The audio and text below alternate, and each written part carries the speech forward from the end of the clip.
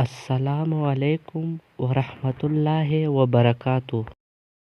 پہلا عمل، اگر کسی شخص کو یہ محسوس ہو کہ اس کی طبیعت گری گری سی ہے اور بلا وجہ کاموں میں رکاوٹیں آ رہی ہے، نوکری اچانک ختم ہو گئی یا لڑکی کا رشتہ ٹوٹ گیا ہے، تو یہ سب اس کی منفی سوچ کے اثرات بھی ہو سکتے ہیں۔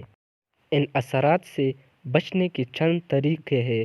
اپنی فرصت کے لحاظ سے انہیں پڑھ لیا جائے تو انشاءاللہ حالات میں بہتری آ جائے گی۔ اس کے لیے کسی عامل یا حسار کی ضرورت نہیں ہے۔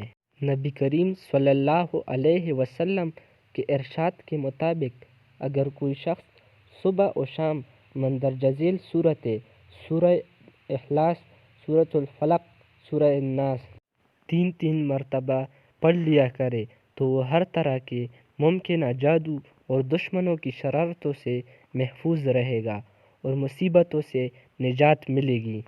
دوسرا عمل، رات کو سونے سے پہلے درجہ ذیل الفاظ 3 بار پڑھ لے، انشاءاللہ ہر طرح کے برے اثرات سے محفوظ رہے گا۔